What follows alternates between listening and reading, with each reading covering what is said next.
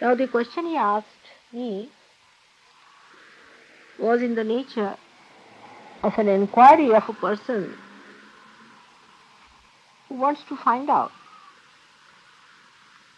what is the proof that there is God.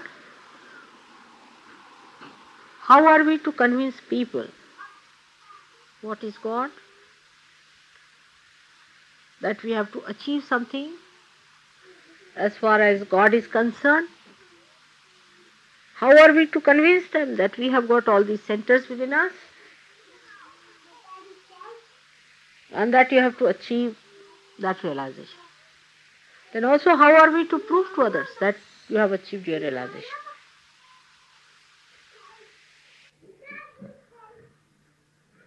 This is the question which everyone who is not yet a fully Sahajogi would feel and ask you questions, and you should have answers to it. The first and foremost question is, how do we prove that there is God?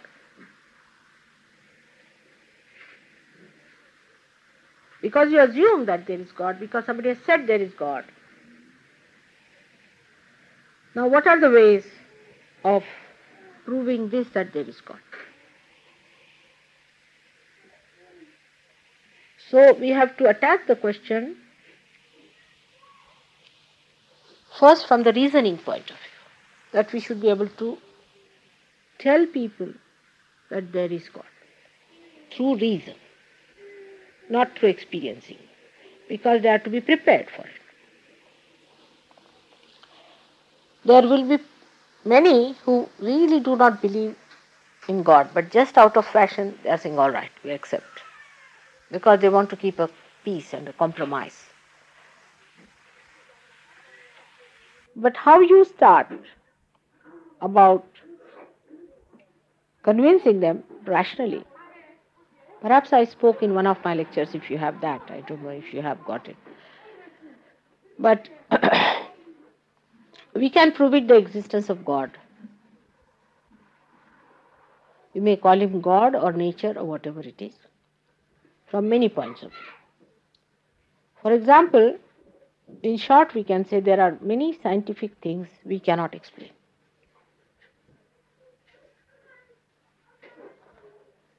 We cannot explain how the periodic laws were established without somebody being there. Periodic laws of chemical substances or the elements that exist on this earth is so regular and so properly plotted down that you can see there must be some plotter, otherwise it cannot be done. I mean, if you want to avoid it, you can avoid it, but there must be someone. Say we come in this room and find everything properly organized, lit up, and we should know there must be somebody who has done it.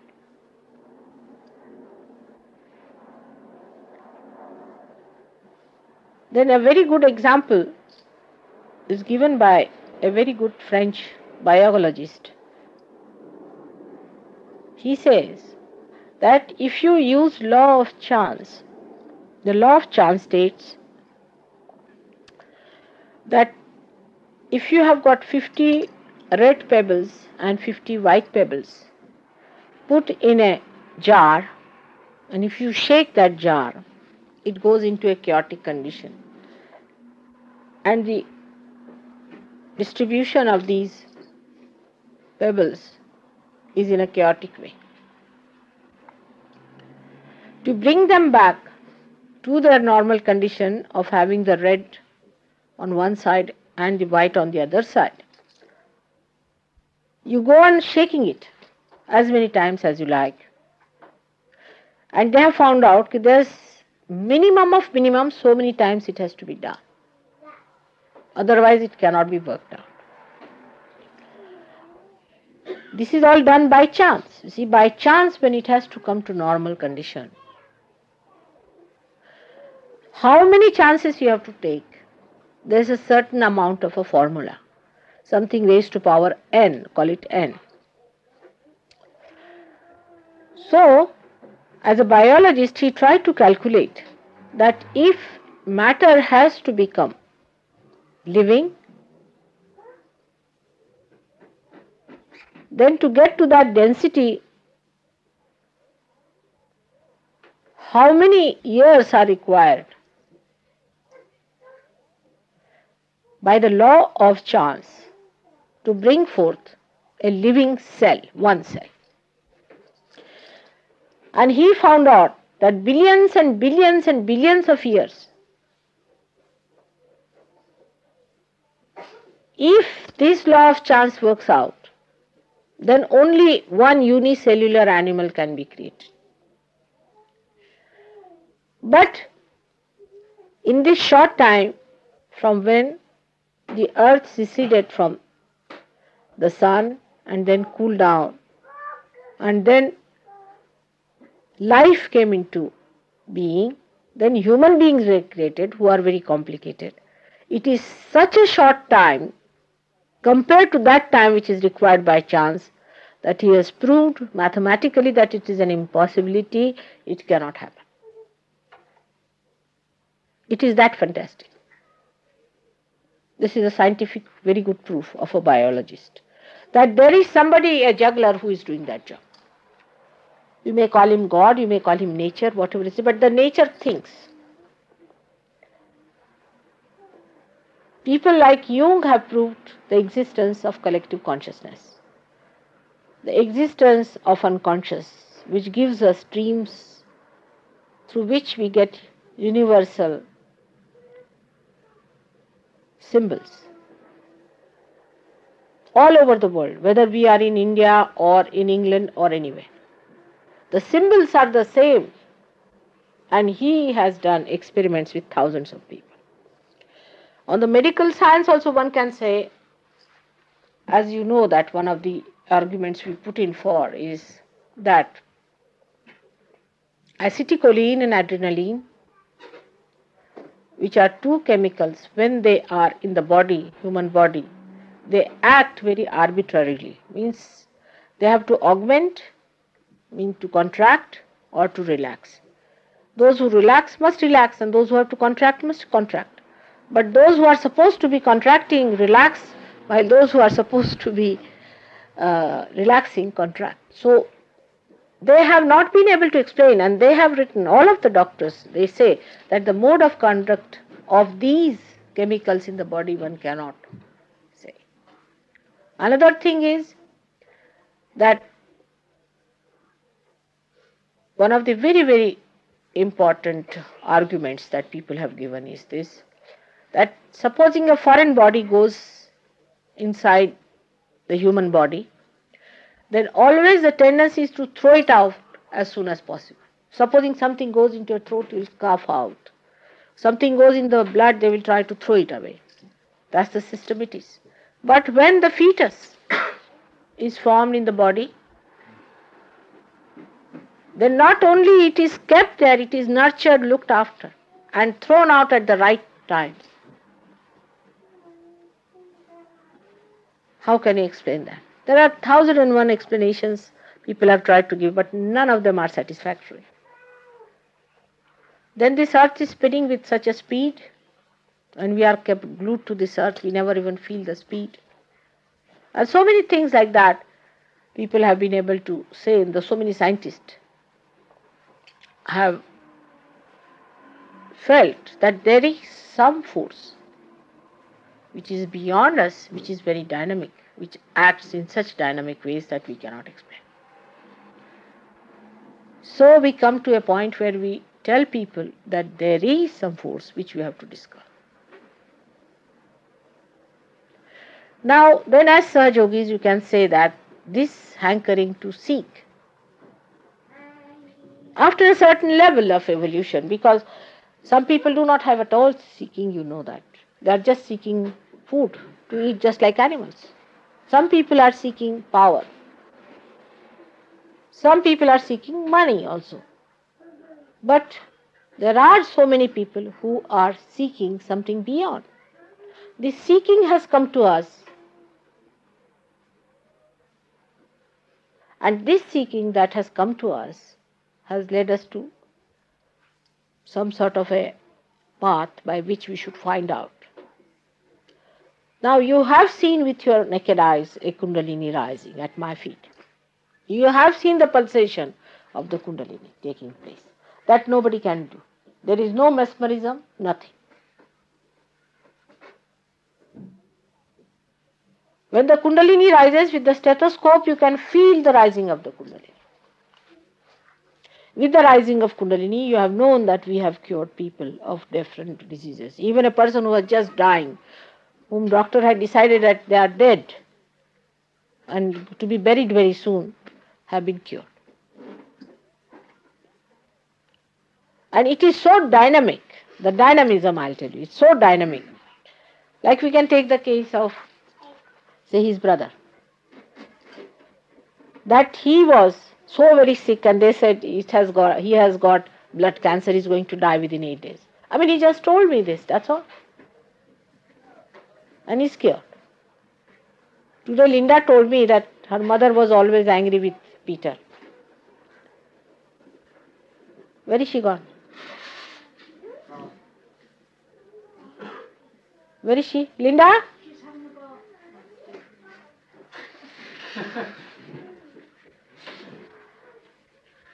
So, she told me that the mother would never talk to Peter. She was very angry with him always. She would never talk to him.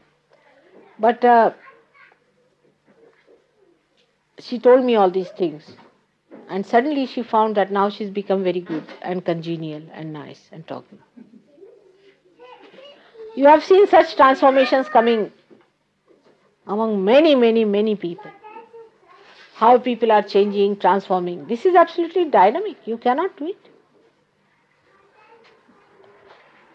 So many sick people are suddenly cured only through attention, you know. There must be something about it. And that is how you have to convince.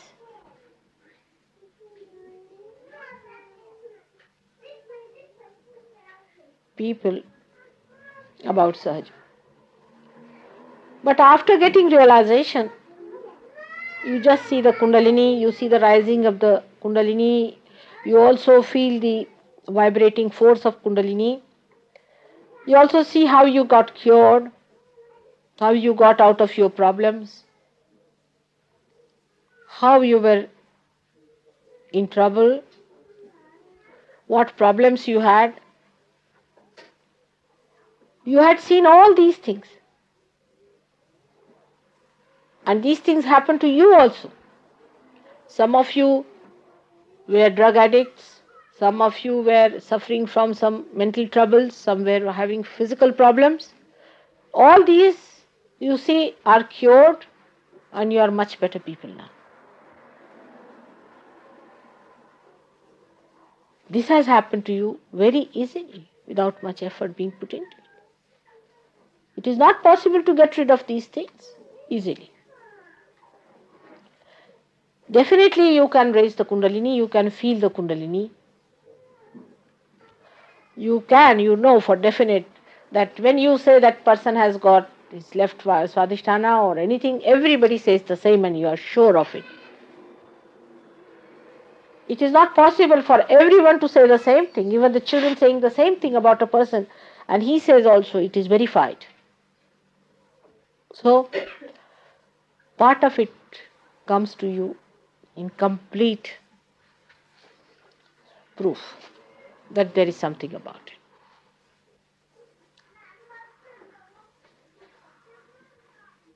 Second part also comes to you as a proof,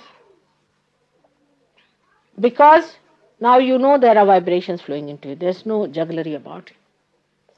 And then you can feel it very clearly. You have raised the Kundalini of many people. You have given them realization. Even the photograph has given realization. You know for definite it is so.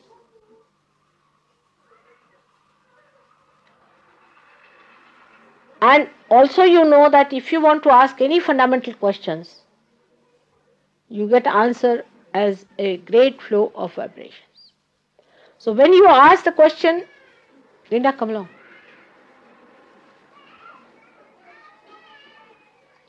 When you ask the question whether there is God, immediately you get tremendous vibrations proving that there is. You ask some questions which you know for definite and say, is it so?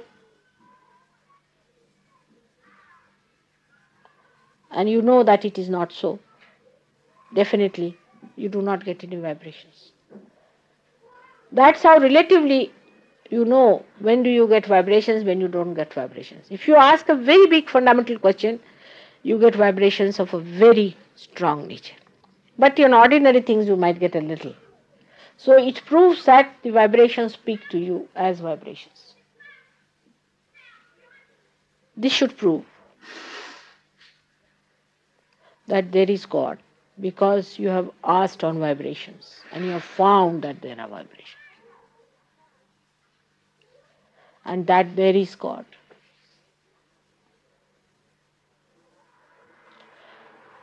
Now what happened in the case of Buddha? That he got realization as you got it. And he had no way of finding out whether there is God or not. So he said there is no God, only there is self.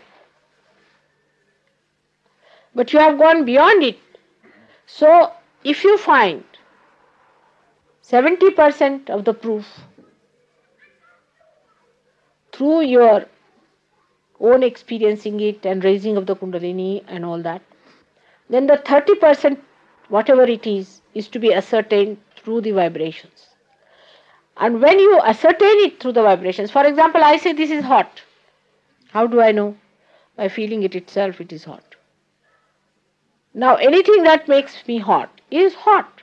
But relatively, I know this is hot, that is cold. In the same way, on vibrations also, you can ask various questions and find out yes and no. And then you can believe it, that there is God Almighty. And this all-pervading power exists. Not only exists, but operates. The rest of it is all a myth.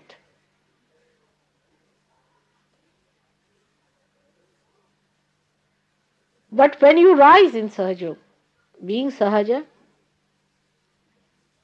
you take it for granted.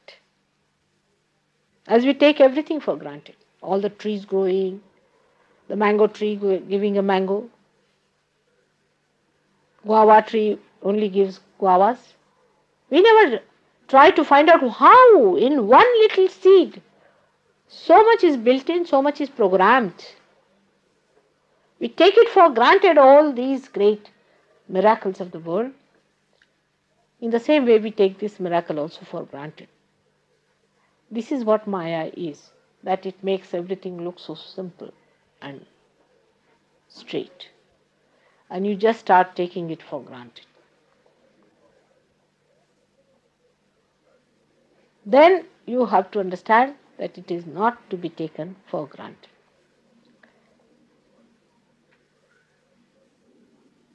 But is to be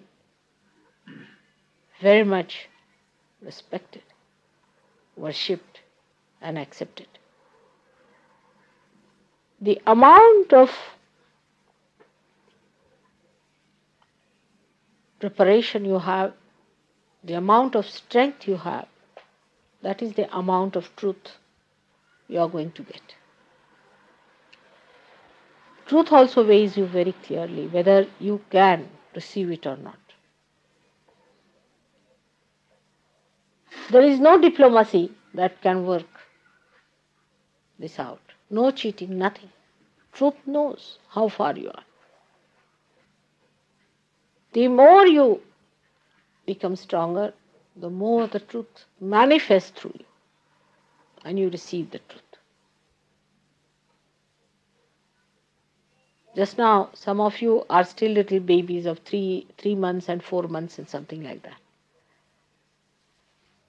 And still sometimes taken for granted. You do things which you should not do and harm yourself.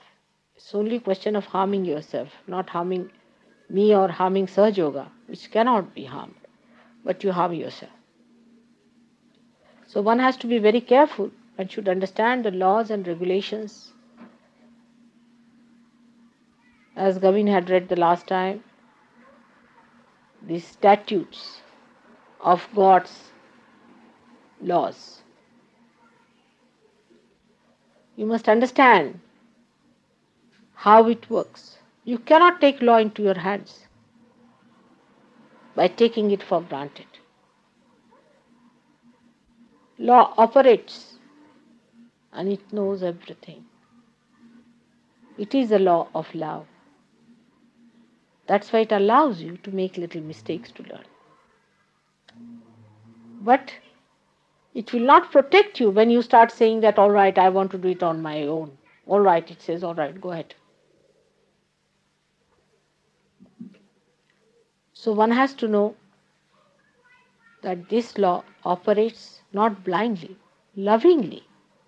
And it tries to teach you also sometimes that don't do this wrong and don't do that wrong.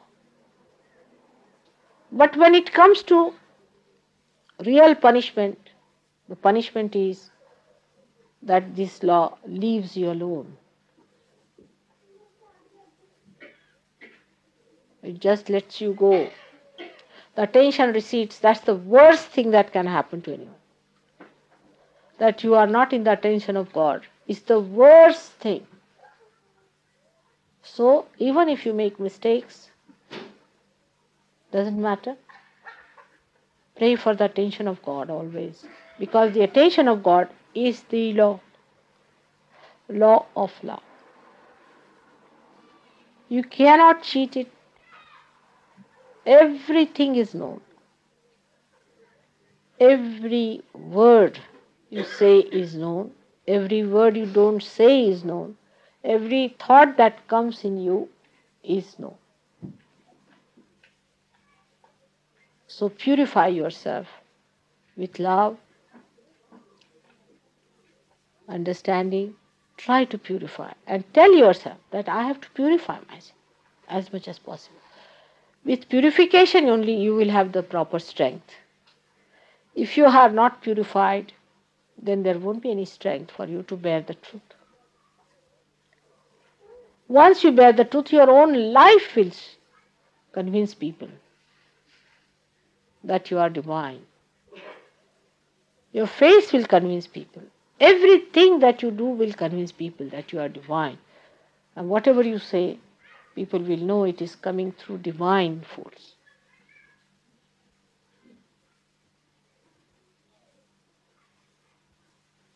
May God bless you all.